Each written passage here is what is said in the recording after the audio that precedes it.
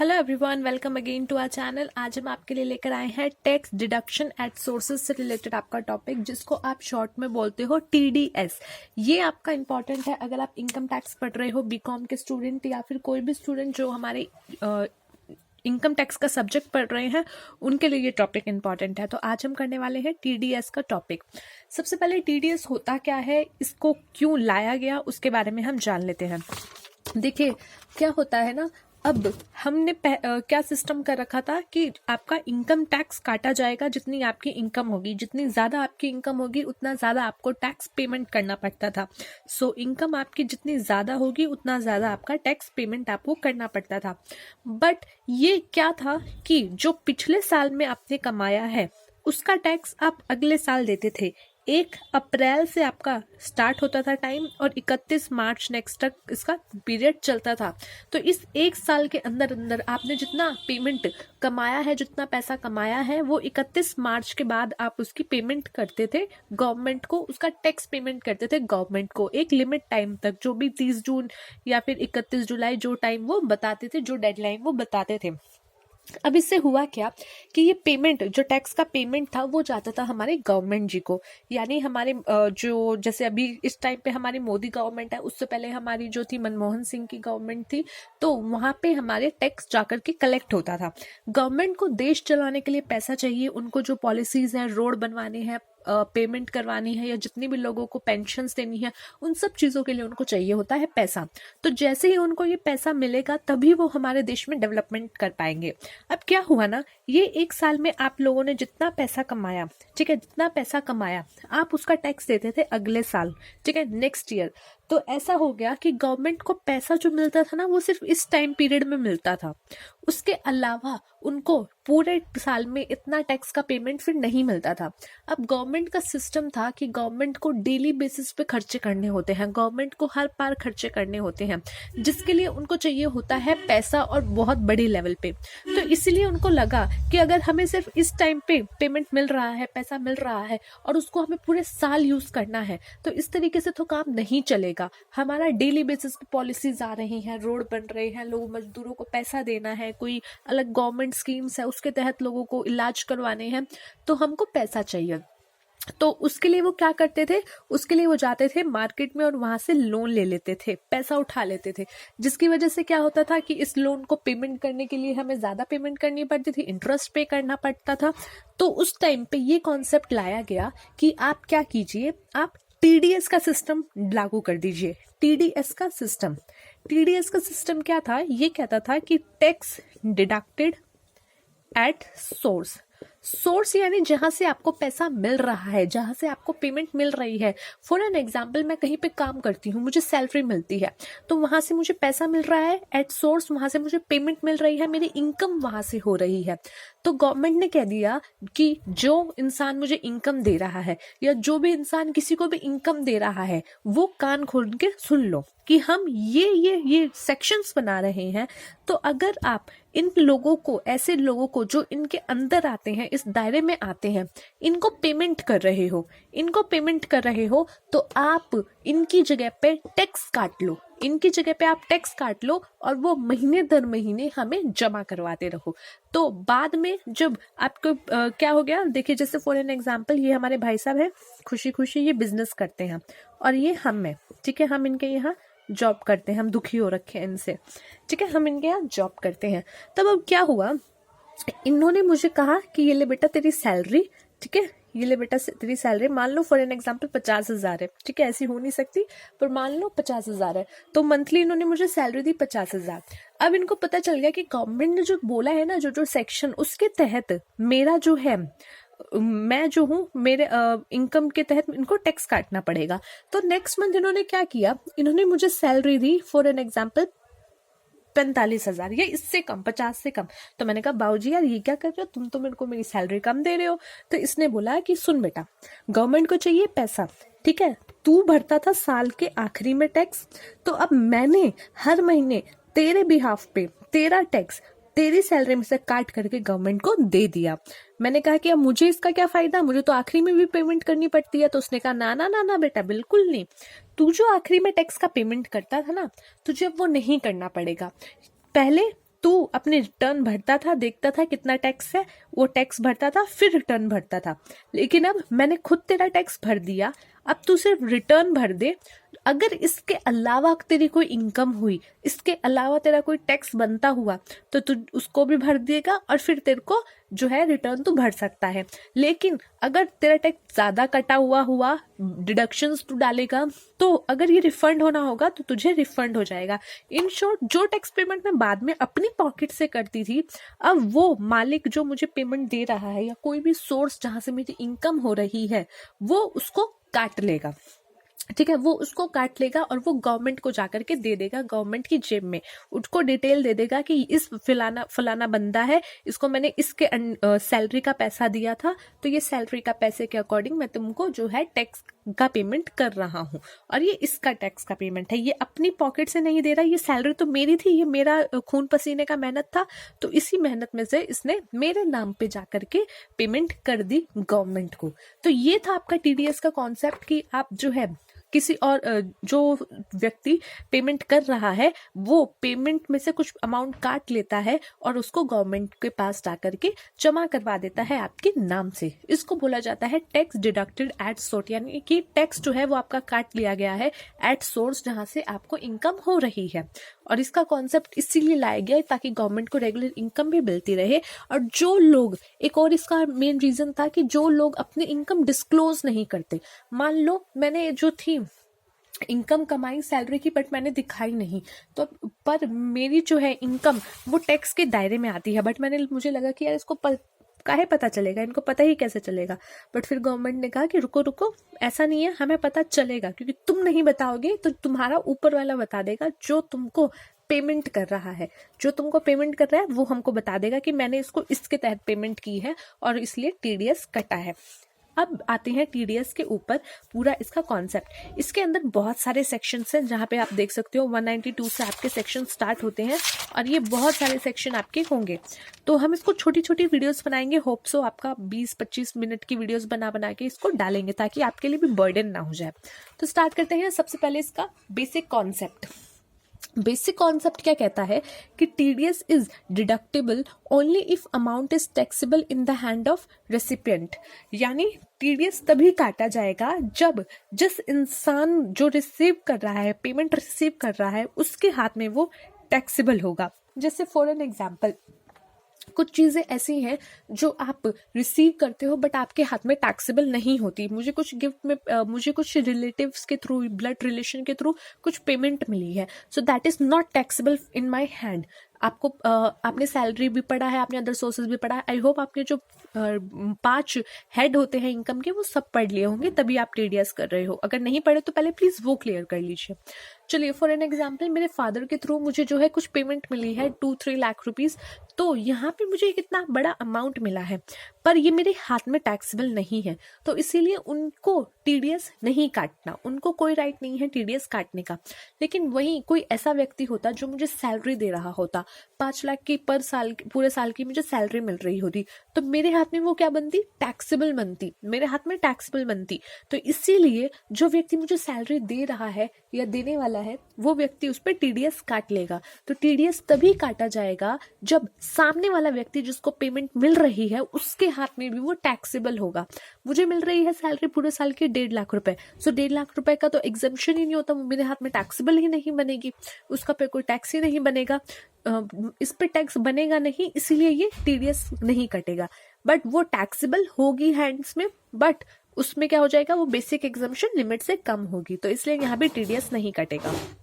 Next आ गया यहाँ पे, TDS is deductible at the time of crediting the party और actual payment whenever is earlier. अब देखो, एक सेक्शन इसमें है, हम सेक्शंस वाइज सेक्शन भी करेंगे, लेकिन अभी आपको बता दूं, एक सेक्शन इसमें है जिसमें कॉन्ट्रैक्ट की बात हुई है कि कॉन्ट्रैक्ट के टाइम पे भी आपको जो है टीडीएस काटना है। अब देख लो, कॉन्ट्रैक्ट, मैंने कॉन्ट्रैक्ट दिया किसी एक पर्सन को अपना जो है इंटीरियर डिजाइन करने का, अपना ट्यूशन सेंटर का या कोचिंग सेंटर का कुछ भी सारा फिक्स करने का, मैंने उसको जो है एक बोला जाए तो हिंदी बिल्कुल लैंग्वेज में कि ठेका दे दिया कि भाई तू करके दे दे। तो क्या हुआ, हमने यहाँ पे उसको कॉन्ट्रैक्ट दिया है। अब इस कॉन्ट्रैक्ट में क्या हुआ, हमने उसको बोल दिया कि तू कर दे, तो मैं अपनी बुक्स में एंट्री कर दूंगी उसको पेमेंट करते टाइम, ठीक है, मैं अपनी बुक्स में एंट्री करूंगी तो जिसको हम कहेंगे कि हमने उसको क्रेडिट कर दिया, ठीक है, यानी उसके अकाउंट को हमने क्रेडिट कर दिया, हम अपनी बुक्स में एंट्री कर देंगे कि भाई हमने इसको पैसा देना है। सेकंड, बाद में हम इसका क्या करेंगे, पेमेंट की एंट्री करेंगे। पेमेंट की एंट्री हो सकता है मैं एंट्री क्रेडिट की ना करके एक ही टाइम पे पेमेंट भी कर रही हूँ, यानी एक ही बार में मैंने उसको हाथ में पैसा दे दिया। मैंने ये नहीं किया कि पहले मैं उसकी लायबिलिटी क्रिएट करूँ कि भाई इसको मैंने इतना पैसा देना है और उसके बाद पेमेंट करूँ, नहीं, हो सकता है मैंने डायरेक्ट पेमेंट भी कर दी। तो टीडीएस का कॉन्सेप्ट क्या कहता है कि अगर आपने क्रेडिट पहले किया हो या पेमेंट पहले किया हो, जो भी पहले किया है ना, उस टाइम पे आप टीडीएस डिडक्ट करो, उस टाइम पे आप एंट्री करो। अब देखो मैंने 50,000 का जो है कॉन्ट्रैक्ट दिया for an example mister Ramlal को, ठीक है। अब मैं इसकी एंट्री बनाऊंगी तो इसकी एंट्री करने के लिए भी मैंने पेमेंट नहीं की है, मुझे इसकी एंट्री करनी है, ठीक है। तो मैं इसकी, मान लो मैंने एडवर्टीजमेंट का कॉन्ट्रैक्ट दिया है, तो हम इसकी एंट्री क्या करेंगे, इसकी एंट्री हम कर देंगे advertisement account debit to TDS, क्योंकि टीडीएस मुझे पे करना है, TDS payable account to mister Ramlal account. अब एडवर्टाइजमेंट में पूरा 50,000 का खर्चा गया, मान लो टीडीएस 5,000 कटा है और रामलाल जी को 45,000 रुपीज की पेमेंट हुई है। तो इस तरीके से ये एंट्री हो गई। हो सकता है मैंने सीधा सीधा पेमेंट कर दी हो, सीधा मैंने पेमेंट कर दी हो, तो वहां पे हम क्या करेंगे, मिस्टर रामलाल को पूरा 45,000 रुपीज दे देंगे और टीडीएस पेबल हमारा 5,000 का हो जाएगा, क्योंकि अभी हमने पे करना है, लायबिलिटी अभी भी हमारी वो है। तो उस सिचुएशन में हम देखेंगे कि पहले हमने क्रेडिट किया है या हमने पहले पेमेंट की है। जो भी इन दोनों में से पहले होगा उस टाइम पे हम इसका टीडीएस डिडक्ट कर देंगे। तो ये बात बोली गई है आपकी फर्स्ट लाइन में, ठीक है। चलिए आते हैं सेकंड पे। सेकंड में क्या बोला गया है कि इसके भी एक्सेप्शंस है, यानी हमने जो बोला है ना कि अभी क्रेडिट या पेमेंट इन दोनों में से जो जल्दी होगा उस पे हम टीडीएस काटेंगे, लेकिन इसका एक तीन जो है इसमें एग्जाम्पशंस दिए गए हैं, जो कि आपके कितने हैं, 6 एग्जाम्पशंस हैं।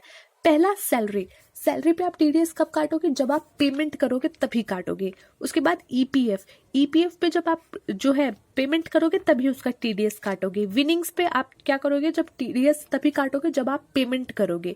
एलआईपी मैच्योरिटी इन सम केसेस हम आगे पढ़ेंगे कौन से केसेस है। कंपलसरी एक्वायर कर रहे हो आप किसी के कैपिटल एसेट, मेट्रो का जो है रूट निकल रहा है, तो आपका घर अगर एक्वायर किया जा रहा है तो वो कंपलसरी एक्विजिशन होता है और उसके तहत आपको क्या करते हैं, पेमेंट मिलती है। तो उस पर क्या करेंगे, उस पर भी आपका पेमेंट के टाइम पे ही टीडीएस कटेगा। कैश विड्रॉ फ्रॉम बैंक, आपने बैंक से कैश विड्रॉ किया है तो उस पर भी आपका पेमेंट के टाइम पे ही टीडीएस कटेगा। तो ये 6 केसेस ऐसे हैं जिसमें आपका जो टीडीएस है वो केवल और केवल पेमेंट के टाइम पे कटेगा। तब ये नहीं देखा जाएगा कि आप क्रेडिट पहले हो रहा है या पेमेंट पहले जा रहा है। तो ये 6 केसेस आपको याद होने चाहिए। सॉरी, चलिए उसके बाद क्या लिखा है, all TDS rate are flat rate, no cess will be considered. अब देखो आप सबको पता होगा कि क्या होता है, जो भी आपका टैक्स निकल के आता है, ठीक है, स्लैब रेट के अकॉर्डिंग आपका जो है कैपिटल गेन के जो भी टैक्स के रेट है उनके अकॉर्डिंग जो भी आपका टैक्स का रेट निकल के आता है, मान लो XYZ आपका रेट जो है अमाउंट निकल के आया है, फॉर एग्जांपल ले लो 10,000 रुपये आपका टैक्स का अमाउंट निकल के आया है, तो आप उसमें क्या करते हो, 4% एजुकेशन एंड हेल्थ का सेस लगाते हो, ठीक है, उसके बाद सरचार्ज लगाते हो। तो आपको क्या करना है, अगर मैं किसी का टीडीएस काट रही हूँ और मान लो टीडीएस का रेट है 10%, तो मैं क्या करूंगी कि मैं उसका 10% पे टीडीएस काटूंगी, प्लस में मैं उसका 4% सेस भी लगाऊंगी और फिर जो अमाउंट होगा उतना टीडीएस काटूंगी, या सिर्फ और सिर्फ जो रेट लगा है उसके अकॉर्डिंग जो अमाउंट आ रहा है उतना ही टीडीएस काटूंगी। तो टीडीएस के कॉन्सेप्ट में ये बोला गया है कि आप सिर्फ उतना टीडीएस काटो जो कि फ्लैट रेट में बोला गया है। आपको उसमें कोई भी education cess, health and education cess, जो भी सेस लग रहे हैं वो सब इंक्लूड करने की जरूरत नहीं है। बट ठीक है, यहाँ भी बट इसके भी कुछ एक्सेप्शंस हैं, ठीक है, हर चीज के यहाँ पे आपको एक्सेप्शंस मिलेंगे। एक्सेप्शन कौन से हैं, दो यहाँ पे एक एक्सेप्शन है कि salary and payment to NR foreign company surcharge and health education cess will be consider. क्या बोला गया है कि अगर आप सैलरी पे जो है टीडीएस काट रहे हो, या फिर आपने किसी नॉन रेजिडेंट को जो इंडिया का रेजिडेंट नहीं है उसको कोई पेमेंट की है और उससे जो है आप टीडीएस काट रहे हो, तो इन दो सिचुएशन में आपको एजुकेशन सेस और आपको सरचार्ज दोनों यहाँ पे कंसीडर करना पड़ेगा। तो आप उनकी पूरी सैलरी जो है लगाओगे, फिर उसके बाद उसमें एजुकेशन सेस भी लगाओगे, एंड देन जो आपका आएगा उसका टैक्स डिडक्शन करोगे। ये बात यहाँ पे बोली गई है।